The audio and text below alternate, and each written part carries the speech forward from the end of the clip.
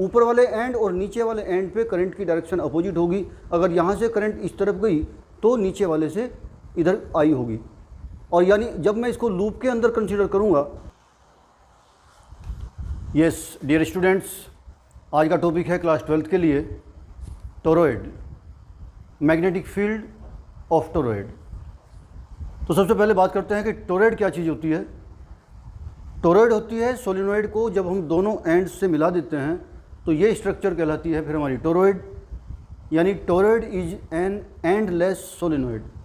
Solenoid इससे पहले हम पहली वीडियो में पढ़ चुके हैं कि सोलिनॉइड ऐसी कंस्ट्रक्शन होती है जिसमें हम किसी कंडक्टिंग वायर के बहुत ही क्लोजली वाउंड टर्न्स लेते हैं और उसकी लेंथ उसके डायमीटर के मुकाबले काफ़ी ज़्यादा होती है। तो उस तरह की स्ट्रक्चर कहलाती है हमारी सोलिनॉइड। और ऐसी सोलिनॉइड के दोनों एंड को अगर मिला दिया जाए तो ये कहलाती है फिर टोरॉइड। सोलिनॉइड का इनसाइड मैग्नेटिक फील्ड पढ़ चुके हैं। आज टोरॉइड का मैग्नेटिक फील्ड निकालना है उसी तरह से एम्पियर सर्किटल लॉ की हेल्प से। तो इनसाइड मैग्नेटिक फील्ड है तो सोलिनॉइड को ही बेंड किया गया है, तो इनसाइड का मैग्नेटिक फील्ड तो मेरे ख्याल से बेंड होने पे चेंज नहीं होना चाहिए। तो आंसर वही आना चाहिए inside the toroid magnetic field, यानी B = μ0 Ni, n number of turns per unit length. ये फॉर्मूला आया था सोलिनॉइड के इनसाइड मैग्नेटिक फील्ड का, B = μ0 Ni, n number of turns per unit length, I हर एक टर्न में फ्लो होने वाली करंट, और μ0 उस मीडियम की परमिएबिलिटी जो सोलिनॉइड या टोरॉइड जहाँ हम मैग्नेटिक फील्ड निकाल रहे हैं उस जगह पे जो मीडियम है उसकी परमिएबिलिटी। वैक्यूम है तो μ0, ये बार बार मैं रिपीट कर चुका हूँ।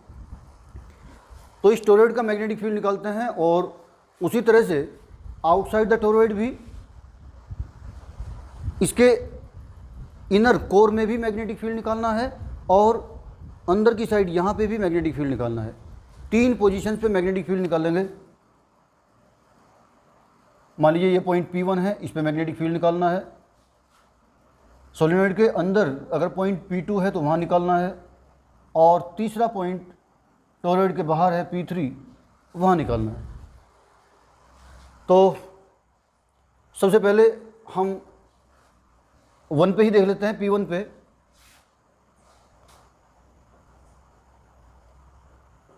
मैग्नेटिक फील्ड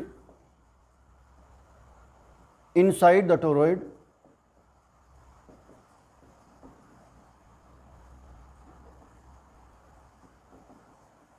यानी पॉइंट P1 की बात करते हैं। एट पॉइंट P1 तो उसी तरह से P1 से होता हुआ एक एम्पीरियन लूप कंसीडर करते हैं और P1 पे एक छोटा सा एलिमेंट कंसीडर कर लेते हैं DL लेंथ का, और मान लेते हैं कि यहाँ अगर मैग्नेटिक फील्ड हुआ तो उसकी डायरेक्शन भी और इस एलिमेंट की डायरेक्शन भी दोनों अलोंग टेंजेंट होंगी। अगर P1 की डिस्टेंस सेंटर से R1 हम मान के चलें तो let point P1 is at distance R1 from centre O। यहाँ पे सेंटर O मान लेते हैं। We draw an Amperian loop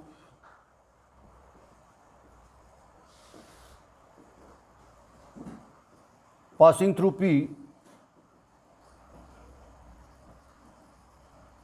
passing through P1,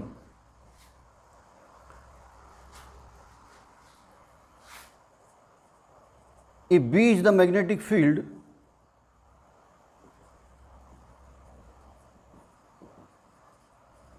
at P1 and DL a small element such that vector B1 and vector DL are along the tangent.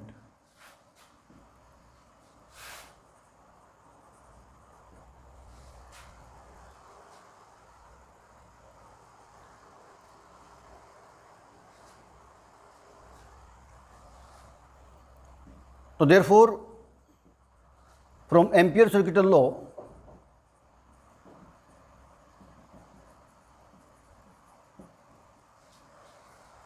अगर यहाँ पे ये element की लेंथ एल डी एल है और magnetic field यहाँ पे एक पॉइंट पे बी था, तो इस पूरे एलिमेंट का मैग्नेटिक फील्ड हो जाता है बी डॉट डी एल। ये तो ऐसे एलिमेंट का बी डॉट डी एल अगर हम पूरा एम्पीरियन लूप के अलोंग उसे जोड़ दें, उसका इंटीग्रेशन कर दें, यानी line integral of B dot d l कर दें, तो हमारा टोटल मैग्नेटिक फील्ड आ सकता है।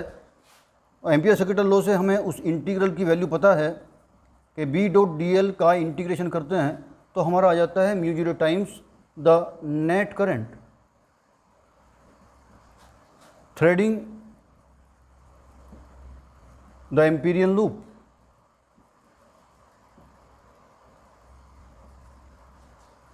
अब यहाँ हम क्या देखते हैं कि एम्पीरियन लूप के अंदर तो किसी भी टर्न कोई भी टर्न पास नहीं हो रहा है, सभी टर्न इस एम्पीरियन लूप के बाहर ही बाहर करंट पास कर रहे हैं। तो इस लूप से थ्रेड करते हुए कोई भी करंट पास नहीं हो रही है, इसलिए net current threading this Amperian loop is zero, but no current is threading this loop, therefore ये बी डॉट डी एल का इंटीग्रेशन राइट साइड आ जाना चाहिए म्यू जीरो इंटू जीरो, और यहाँ से अगर मैं बी की वैल्यू निकालता हूँ तो आ जानी चाहिए फिर जीरो। यानी टोरॉइड के इनसाइड अगर पॉइंट पी है, कोई भी पॉइंट P1 है, तो वहाँ पे मैग्नेटिक फील्ड जीरो होगा, चाहे वो फिर R1 डिस्टेंस पे हो, चाहे वो यहाँ हो, किसी भी डिस्टेंस पे होना चाहिए। यानी कोई भी टर्न उसके अंदर से होकर ना जाए उस एम्पीरियन लूप के, तो वहाँ पे मैग्नेटिक फील्ड जीरो होगा, क्योंकि no current is threading this Amperian loop. उसी तरह से पॉइंट पहले P3 पे ले लेते हैं, यहाँ आउटसाइड पे भी मैग्नेटिक फील्ड जीरो आना है, तो एक बार उसको समझ के देखते हैं कैसे। सेकंड पार्ट करता हूँ, इसको हटा रहा हूँ मैं यहाँ से।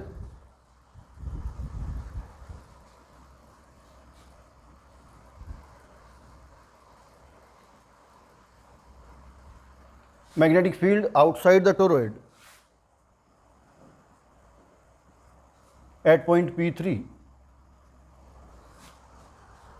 जिस पॉइंट पे भी हम निकालते हैं वो पॉइंट, उस पॉइंट से होता हुआ हम एम्पीरियन लूप ड्रॉ करते हैं। तो अगर P3 से होता हुआ एम्पीरियन लूप ड्रॉ करते हैं और P पे मैग्नेटिक फील्ड मान लीजिए B है, और वहाँ पे वही छोटा सा एलिमेंट DL मान लें, मैग्नेटिक फील्ड B और एलिमेंट DL, ये बहुत छोटा सा एलिमेंट मान लेते हैं। अगर दोनों वेक्टर क्वांटिटी हैं और अलोंग द टेंजेंट हैं, तो उनके बीच में angle theta equal to zero हो जाएगा, ये कई बार हो चुका है। तो उसी तरह से एक छोटे से एलिमेंट का मैग्नेटिक फील्ड हो जाएगा B और DL की डॉट प्रोडक्ट, और ऐसे ऐसे सभी एलिमेंट का टोटल कर दिया जाए अलोंग द सर्कुलर पाथ, तो टोटल मैग्नेटिक फील्ड आ सकता है इस क्लोज पाथ के हर एक पॉइंट का टोटल। तो उसको बोलते हैं फिर हम लाइन इंटीग्रल। अगर उस लाइन इंटीग्रल की वैल्यू निकालें तो उसी तरह से एम्पियर सर्किटल लॉ कंसीडर करेंगे। तो therefore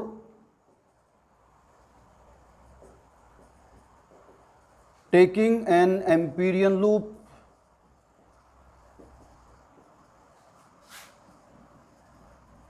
through point P3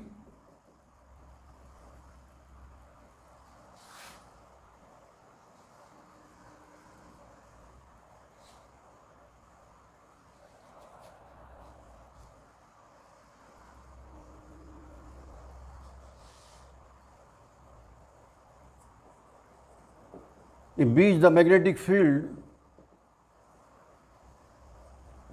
at P3 and DL the small element, then from Ampere circuital law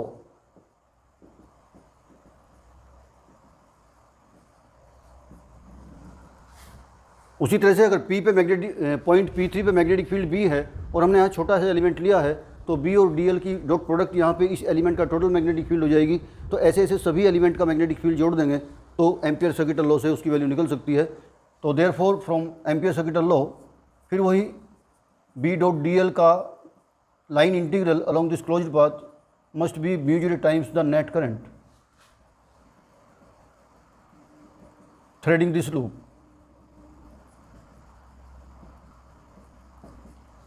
अब यहाँ पे इस लूप को थ्रेड करती हुई करंट टोटल कितनी है देखते हैं। अब की बात सारी करंट वैसे तो लूप के अंदर दिख रही है, इनसाइड जो लूप लिया था सारी करंट उसके बाहर दिख रही थी, वो तो समझ में आ रहा था, लेकिन आउटसाइड का जो लूप खींचा है सारी करंट उसके अंदर दिखाई दे रही है। लेकिन हर एक टर्न पे अगर विचार करें तो ध्यान से देखने पर लगता है कि हर एक टर्न इसी लूप के अंदर करंट एंटर भी करा रहा है और बाहर भी निकालते हुए वो हम समझने की कोशिश करेंगे कैसे।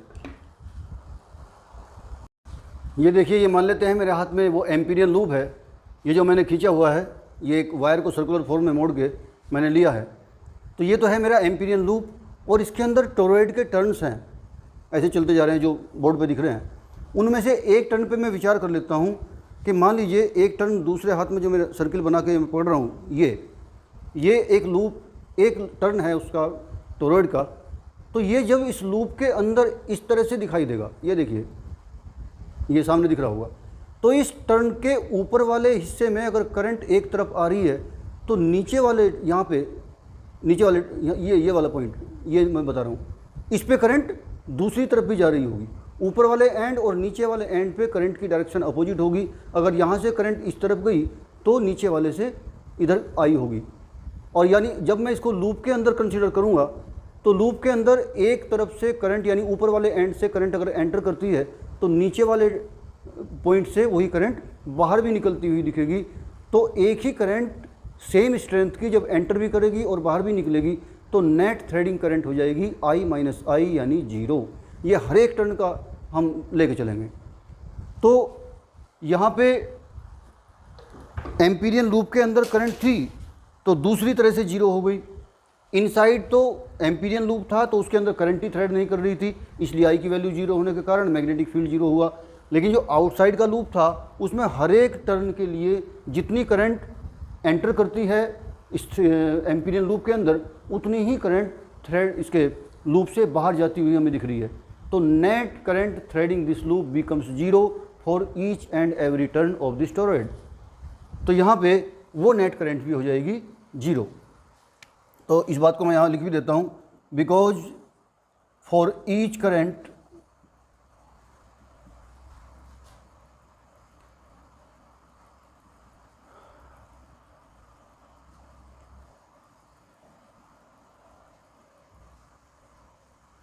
because for each turn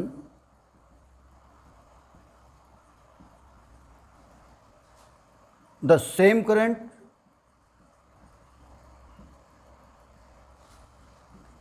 enters the loop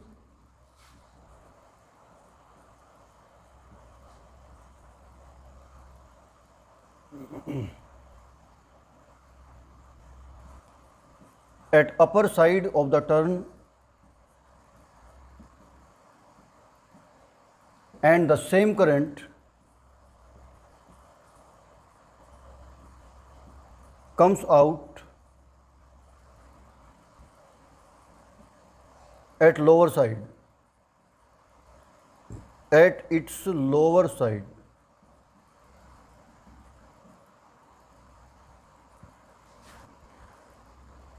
मान लीजिए मैं अपनी टोरॉइड को इस तरह से देखता हूँ सामने से, ऐसे मैंने टोरॉइड को सीधे ना देख के उसको ऐसे घुमा रखा है और मेरा एम्पीरियन लूप ये जा रहा है इसके ऊपर को इस तरह से, ये देखिए। तो ये लूप के अंदर देखिए ऊपर से जितनी करंट मान लीजिए अंदर गई तो नीचे वाले टर्न से उतनी ही करंट बाहर निकल रही है। थ्रेड लूप के अंदर भी गई और बाहर भी निकल गई।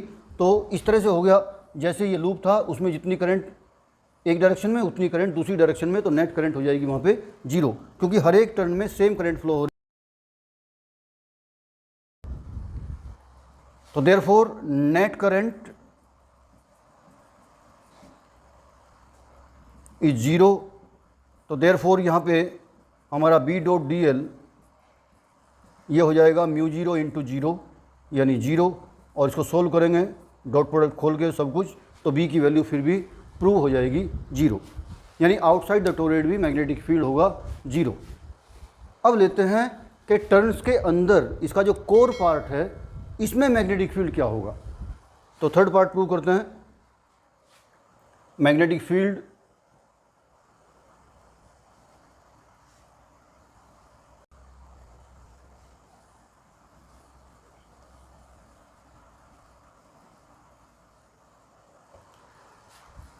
अब मैग्नेटिक फील्ड निकालते हैं। टर्न्स के अंदर ये पॉइंट जो P2 है यहाँ पे, तो ये मैं अंदर का जो पॉइंट P3 लिया था, इसका ये खींचा था एम्पीरियल लूप, इसको हटा देता हूँ। तो यहाँ टर्न्स के अंदर जो पॉइंट P2 है वहाँ पे मैग्नेटिक फील्ड निकालना है। तो मैग्नेटिक फील्ड एट P2 निकालते हैं।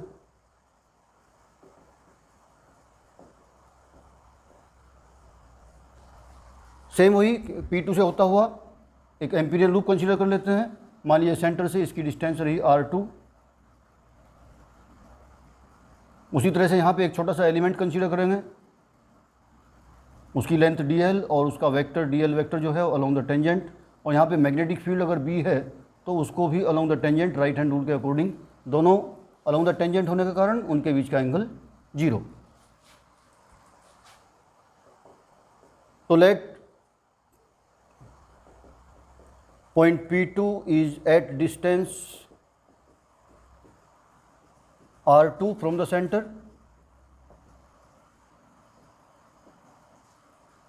of toroid, center O of the toroid,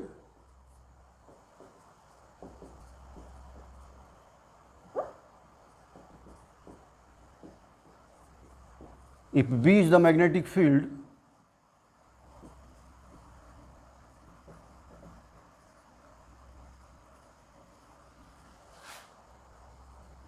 and dl a small element,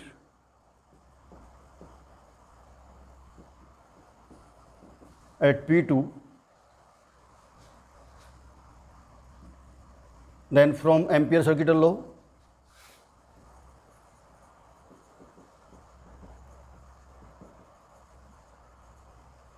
integral of B dot dl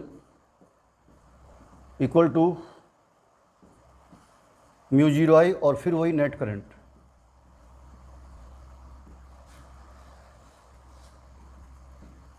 threading this loop. तो लेफ्ट साइड को लेके चलते हैं। अब की बार नेट करंट वहाँ पे 0 नहीं होने वाली है, क्योंकि हर एक टर्न की करंट एक बार ही लूप के अंदर एंटर कर रही है। पहले जैसे बाहर वाले एम्पीरियल लूप के लिए एक टर्न में ही एक बार एंटर भी करती थी और बाहर भी निकलती थी, लेकिन यहाँ ऐसा नहीं है। इस लूप के लिए केवल हर एक टर्न की करंट एक बार लूप को थ्रेड करती है। तो B डॉट dl को हम लिख लेते हैं फिर B dl cos 0, और ये नेट करंट मैं बार बार लिखता रहूँगा ऐसे ही। चलिए, B सेंटर से हर लूप का हर पॉइंट उतनी डिस्टेंस पे है, सेम करंट है हर एक टर्न में, तो B को कांस्टेंट वैल्यू लेते हुए बाहर लिख लेंगे। cos 0 की वैल्यू 1 हो जाएगी, और यहाँ पे म्यू 0 इंटू नेट करंट, इस नेट करंट की वैल्यू निकालनी बाकी है अभी। तो dl का इंटीग्रेशन वही L हो जाएगा। L से मतलब है यहाँ टोटल एम्पीरियन लूप की लेंथ, यानी इस लूप की सरकमफेरेंस। तो यहाँ पे हम बता देंगे here L equal to circumference of Amperian loop, जो रेडियस यहाँ पे R2 है तो हो जानी चाहिए 2 पाई R2। तो लेफ्ट साइड को कंप्लीट कर लेते हैं। तो B into 2 pi R2 must be mu 0 times the net current. अब सारा खेल इस नेट करंट का है। हर बार चाहे इनसाइड हमने निकाला चाहे आउटसाइड निकाला, नेट करंट का अगर ठीक से हमने पता कर लिया तो हमारा डेरिवेशन बिल्कुल ठीक हो जाएगा। यहाँ पे ये कंफर्म हो गया था कि नेट करंट 0 नहीं होने वाली है। 0 नहीं है तो कितनी है? हर एक टर्न में करंट अगर I फ्लो हो रही है तो नेट करंट क्या हुई। अब ये कंसीडर करना पड़ेगा कि मान लेते हैं कि टोरॉइड के पर यूनिट लेंथ टर्न है स्मॉल n।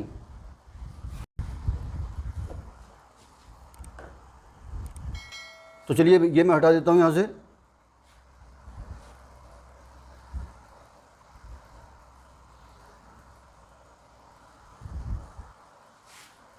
ये नेट करंट निकालते हैं। If there are small n turns per unit length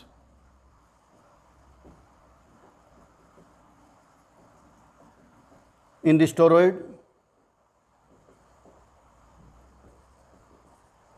therefore total turns क्या हो जाएंगे? टोटल टर्न्स, टोटल लेंथ थी 2πr2 जो हमारा ये एम्पियरियन लूप है, और पर यूनिट लेंथ में नंबर ऑफ टर्न्स है स्मॉल n। तो टोटल नंबर ऑफ टर्न्स हुए जो इस लूप से पास हो रहे हैं 2πr2n, और हर एक टर्न में करंट है I। तो इन सभी टर्न्स में टोटल करंट क्या हो जाएगी, नेट करंट क्या हो जाएगी? तो देयरफॉर नेट करंट, जिसकी बार बार यहाँ बात लिख रहे हैं, तो नेट करंट हमारी हो जाएगी 2πr2 into n into I। ये नेट करंट की वैल्यू यहाँ रखेंगे। तो therefore B into 2πr2 must be equal to μ0 into 2πr2 ni। 2πr2 से 2πr2 कैंसिल कर सकते हैं, तो B की वैल्यू आ जाती है μ0 ni। वही रिजल्ट जो सोलिनॉइड का आया था।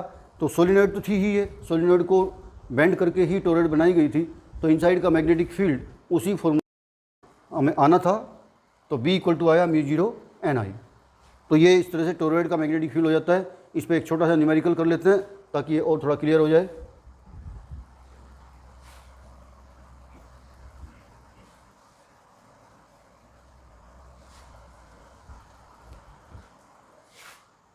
न्यूमेरिकल ये है, inner and outer radius of A toroid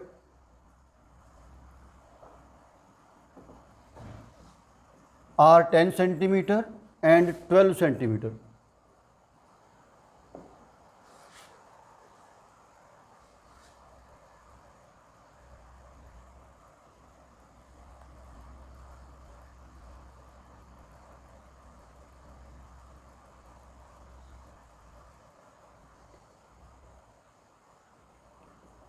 The total number of turns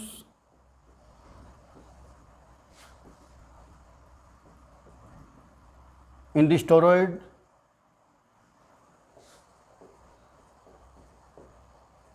is 1100 and current flowing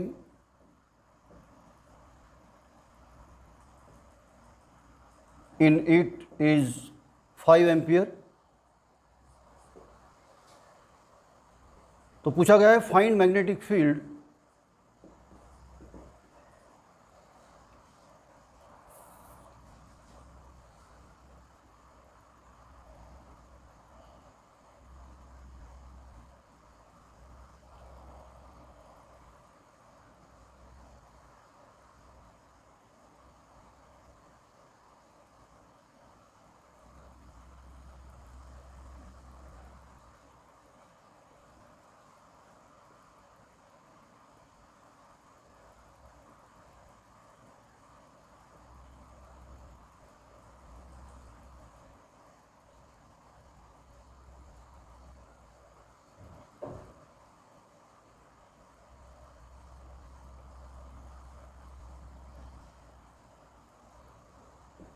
find inner magnetic field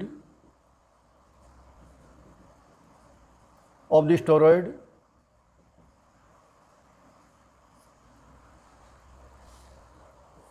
तो टर्न्स के अंदर जो इसका मैग्नेटिक फील्ड है उसकी कैलकुलेशन करनी है। तो जो ये दो रेडियाई दी हैं, आउटर रेडियस और इनर रेडियस, इन दोनों को पहले एवरेज रेडियस निकाल लेते हैं। तो सॉल्यूशन इस तरह से कर लेंगे, because average radius r equal to हो जाती है 10 और 12 को ऐड किया और 2 से डिवाइड किया तो 11 सेंटीमीटर ये हमारी r की वैल्यू आई। सॉरी,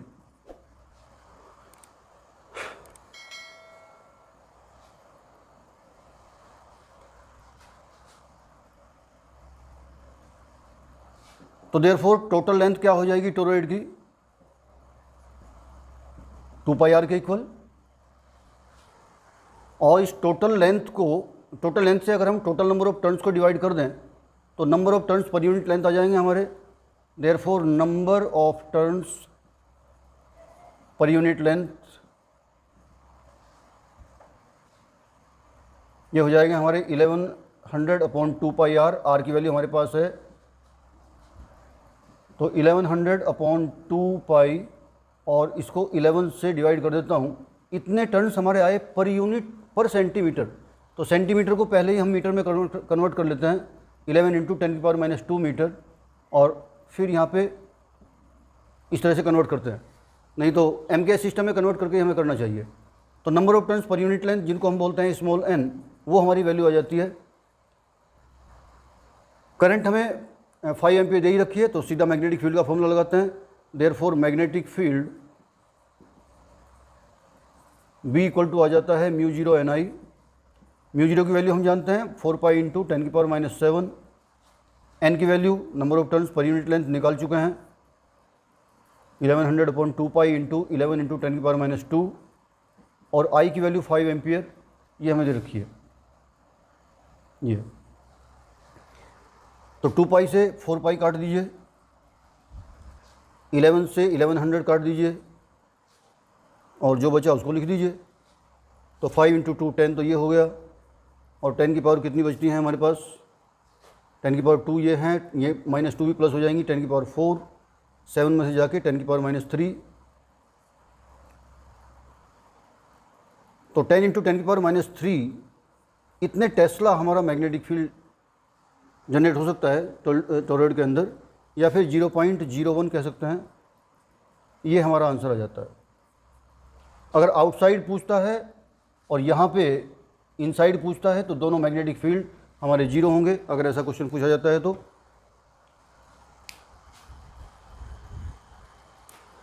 चलिए बस आज के लिए इतना ही। थैंक यू वेरी मच, मिलते हैं नेक्स्ट वीडियो में। Thank you.